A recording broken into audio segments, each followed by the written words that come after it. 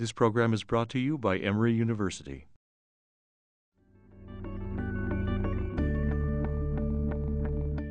I think the major misconception I find among Western societies about Islam is identifying it too much with the Middle East of today.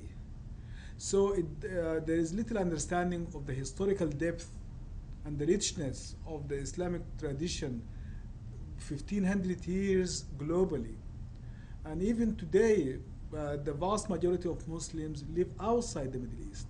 There's only about 10% of the total Muslim population who are Arabs. The rest are sub-Saharan Africans, Asians, Southeast Asians.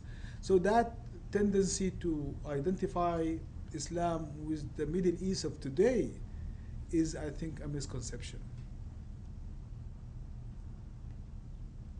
I think the liberal tradition is absolutely critical for the Islamic faith itself, because the freedom to believe and disbelieve are interconnected. They are two sides of the same coin.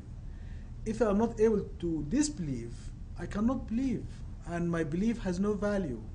So the ability to be Muslim by choice, by conviction, without coercion, is critical for the integrity of religious experience. So the liberal tradition for me is inherent to the possibility of being a good Muslim. No, I think my sense of what I do and why I do it is very personal, and it's also very religious. I'm always very conscious of the fact that I'm accountable from a religious point of view for what I say. So if I misspeak, if I speak flippantly or dishonestly or misrepresent any aspect of it, then I feel accountable to God for that. So for me, it is a very religious act.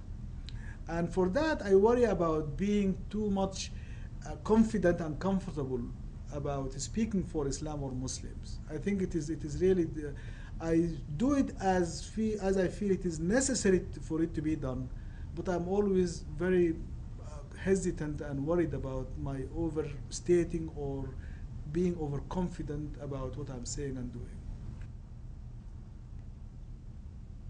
Islam is very much a continuation of the same Abrahamic tradition of Judaism, Christianity. And Muslims believe that they are part of the same global community of people of the book, the three religions. So the core values are shared among all three traditions. Speaking the truth, being compassionate, being hardworking, honest, all these values are shared.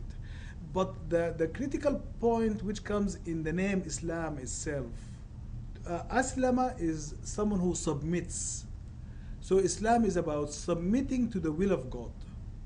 So this notion of submission, not to preempt or protest as what you believe God's will is the object of our ritual practices, our religious doctrine, our social relationships.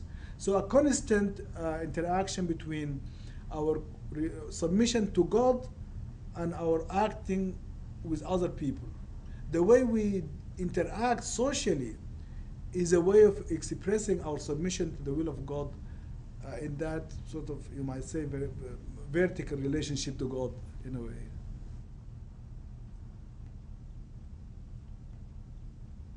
I don't think that Islam as such is more susceptible to fundamentalism than other religions, but I think the post-colonial condition of Muslim societies makes them more susceptible to fundamentalist thinking.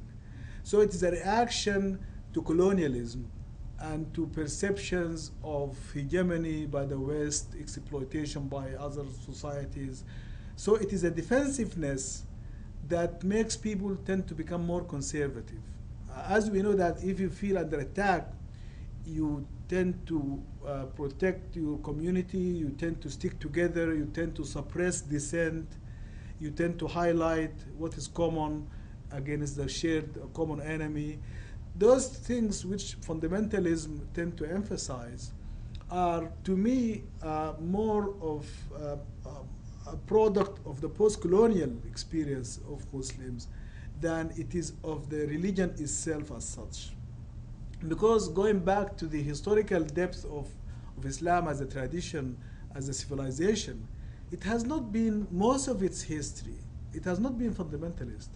So we see, in fact, certain moments of crisis when Muslim societies were under attack, and fundamentalism tend to feed and thrive on that sense of danger and besiegement.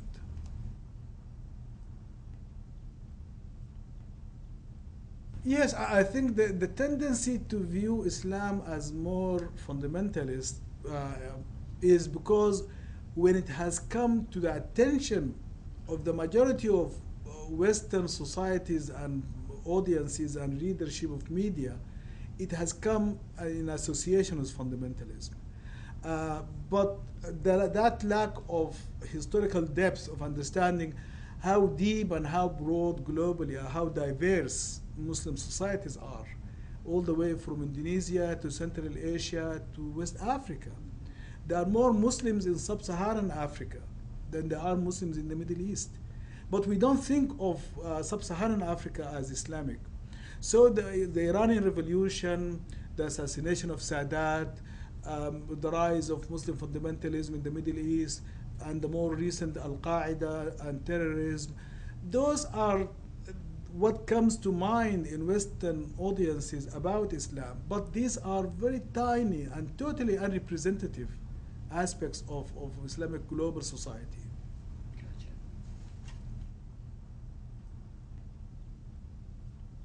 The feeling that we are in this together. Very much today's news about this swine flu in Mexico and how it has global implications. I mean that people traveling all the time, carrying disease and risks. So as a global human society, we are facing similar dangers. And therefore, we should not think so much in terms of how different we are, although we cherish our being different, but we should emphasize how equally vulnerable we are to dangers of all sorts. And it is by emphasizing our shared humanity that we can confront our shared vulnerability. And to that, I come as a Muslim, and I would like to see others come as Christians, as Jews, as whatever tradition, coming to this common ground and retaining our distinctiveness in our traditions, in our values.